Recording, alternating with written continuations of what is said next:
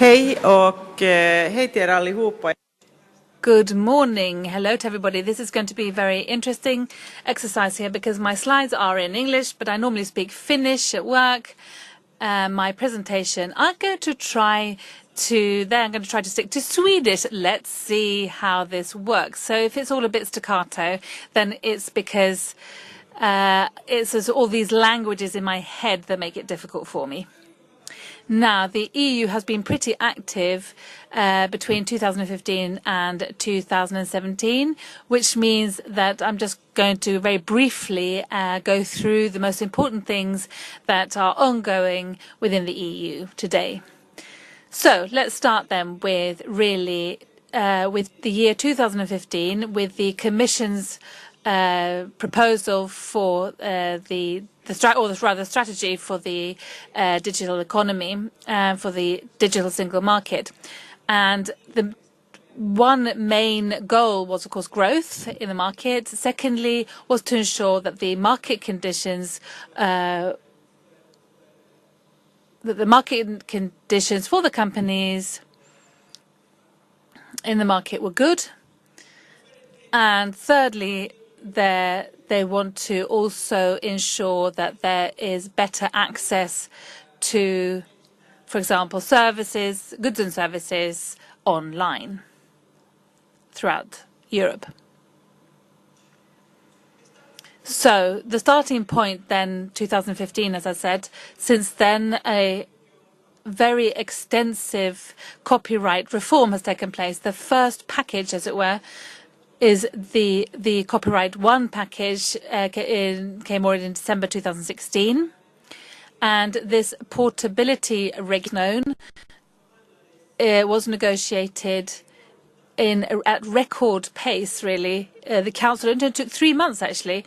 And all in all, it was approved within 6 months. I think it is, in fact, a record for a legislative process in Europe to have been completed so quickly. And here we need to note that this regulation, when it was published, it included the wrong date for entry into force. So there's been a corridendum to this regulation. So it's supposed to come into force in the 1st of April 2018. So from that date, a consumer having purchased or ordered rather an online content service in his home country has the right to have access to it when he moves around the whole of Europe. So it's a right to it throughout the EU. Now, this regulation includes a duty for the service providers to offer subscribed services to their customers. And we're talking about services that consumers have paid for. As regards services that are free, then there's an opt-in system. So you can either decide to go into it or not, opt into it or not. Now, this regulation consists of 3 central parts. Firstly, we have this duty to offer access to mobile online services throughout the European Union. Secondly, and what perhaps is most important from a copyright perspective, and that is there's the legal fiction that says that the use when a consumer is temporarily in another country is regarded as being taking place in the home country. And this, in fact, means that you don't need to have multi-territorial licenses to offer a service in this way within Europe. And this isn't free, as it were, for the service providers. The service providers have to verify, they have a duty to verify the home country of the consumer. And there's a list of approved verification methods which must be used for the verification of the home country. Now, the second package, Copyright 2, came in September already, September 2016. What did I say the first one? See, this was December 2016. I got the wrong dates there. I see now, says the speaker. Anyway, September 2016, we have Copyright 2. which consists of 4 legislative proposals.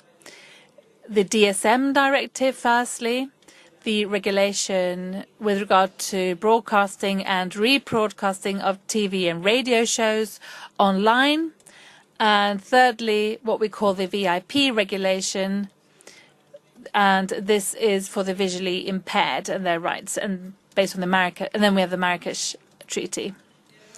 Now, the VIP regulation is with regard to the import and export from and to the European Union, while the directive, it says, harmonizes EU law with regard to the availability of tools for the visually impaired.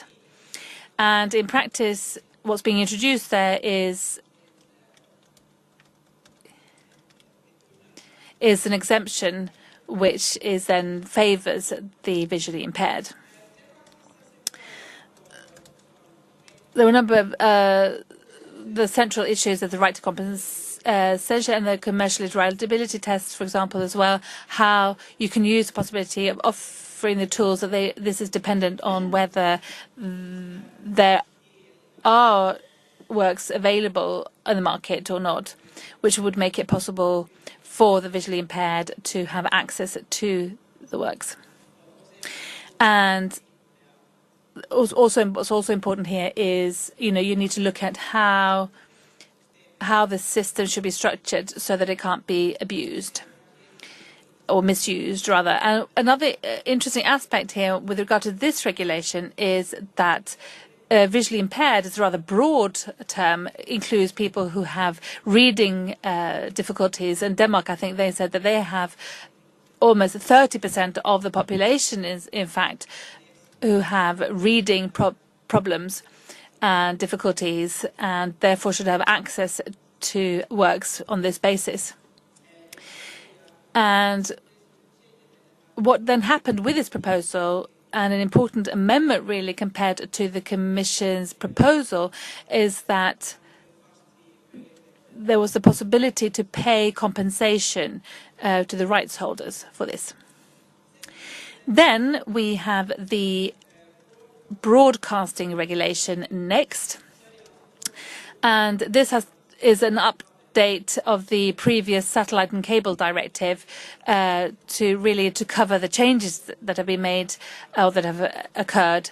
And because we see that TV companies, for example, they have services online, and the question there is, should there be a licensing of these online services? Should they be in the same way as ordinary TV broadcasting?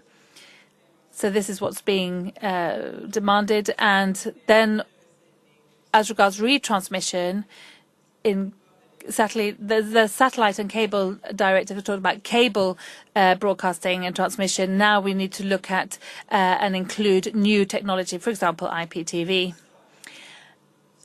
A certain important elements then in the broadcasting regulation that need to be negotiated and that are a bit tricky are, one major issue is why have you chosen this legislative means, a regulation rather than a directive?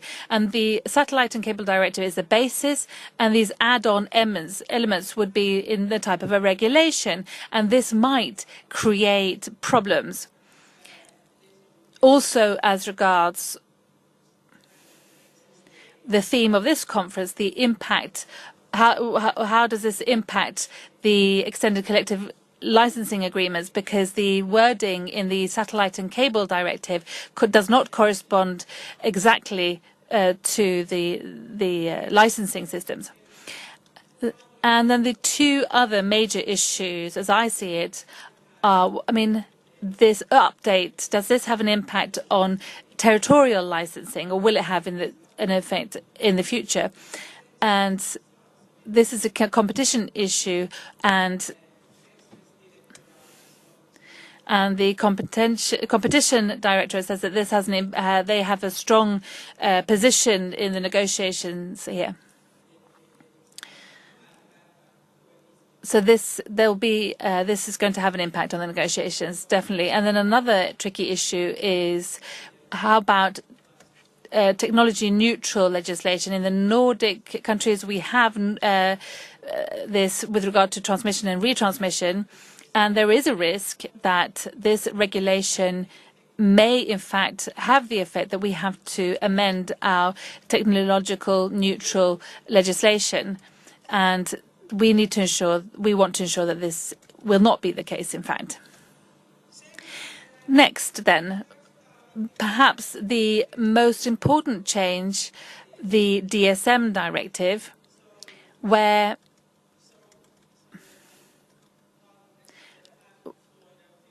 there are four main elements here. First, we have the harmonization of exceptions and limitations.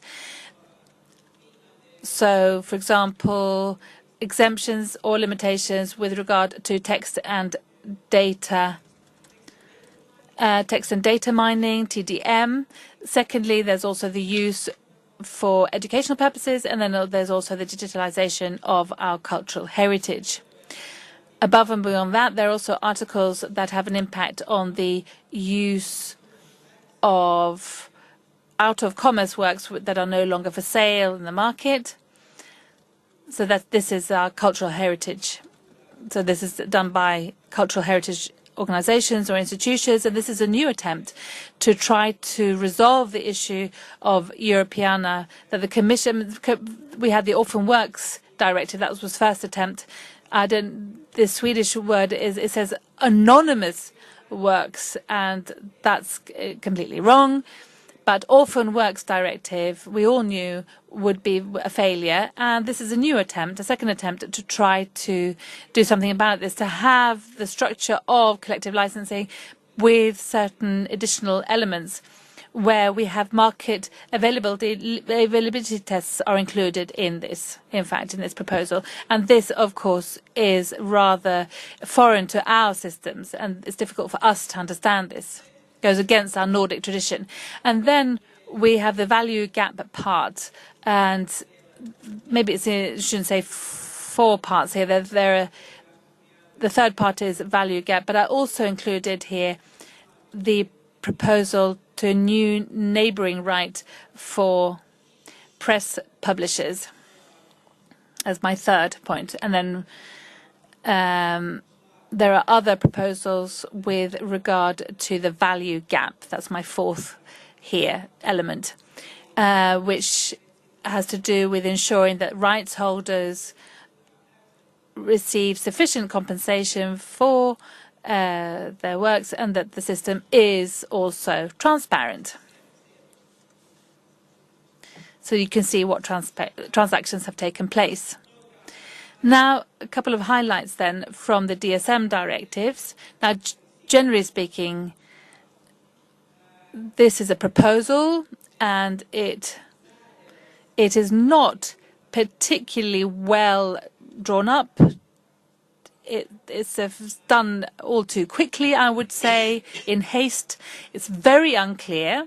It's unclear what problems it's set to resolve. It's also unclear. What's also unclear is the impact, intended and unintended effects of this proposal. From the legal perspective, it's really done in too much haste. We don't understand how this can be linked to the InfoSoc directive from 2001, in particular Article 13, and it's linked to the e-trade directive from the year 2000. All very unclear. Many controversial points to this. Above all, this third part in Article 13. Article 11 and 13, these are the most controversial parts of this proposal, and it's very unclear what it's all going to lead to. Now, from the copyright perspective, it's also interesting to say here that these proposals will have a pretty huge impact on copyright regulations in general. But it's going to be important to see what is use, what is communication to the public, and also what is responsibility, the regime for responsibility. These are pretty fundamental changes to the copyright system, as well as the issue of what should be protected. And this is all the more important with this new proposal. I've just taken this article as an example, Article 13. I put question marks. When you read it for the first time, you can see that it's very unclear. You see there are quite a lot of red question marks there, just from Article 13. So, conclusions then. Let me just say that I'll give you a broader picture. The Commission has focused on audiovisual policies, and this is due to the copyright proposal that has been submitted. And we have the portability regulation, for example, where there's a directive proposal for blocking, which has been proposed by the Parliament that should also include copyright, at least to a certain extent. And the Commission's will is that in the future we need to have an EU copyright, or rather EU copyright legislation, and not lots of separate national systems. That's the dream, as it were, of the Commission. And along the way, we have all these other initiatives here that are ongoing. And I think what's important to underline here, as a conclusion, is that the main policy battle is, looking at what is going to create growth in the EU. Is it single use? Is information? Should the copyright be changed so that we have more a situation where we have protected information, not just the works or the expression thereof? The database directive is also being. Oh dear! Now something happened, says the speaker. Subjected to revision as well and consultation. And this was the case, in fact, until the end of August. So really, access to information, is that what we are going to grow from? Is it rights, or is it something in between, or exactly how is this going to? How's this new system going to, what's it going to look like? And finally here, this is my own idea really, what's going to happen, this directive, will it fulfill these goals that I mentioned to begin with? As regards cross-border access, some of these proposals, yes, will have and have already had that effect, that cross-border access will increase. Then as regards the market conditions improving, then these proposals, I'd say, there's a legal uncertainty though. If it's opened up, it opens up to so many different implementations in the different countries that, in fact, it will be more difficult in the future to act in the single market. And as regards growth, perhaps it's a fairly neutral or slightly negative. That's at least my current assessment of the situation. It might be negative to such an extent that the market conditions might deteriorate, and therefore, this is a very pessimistic conclusion, but negotiations are ongoing. There's no real timetable, and these are very difficult negotiations as regards the DSM directive and also the TV and radio program regulation. Thank you very much. Thank you.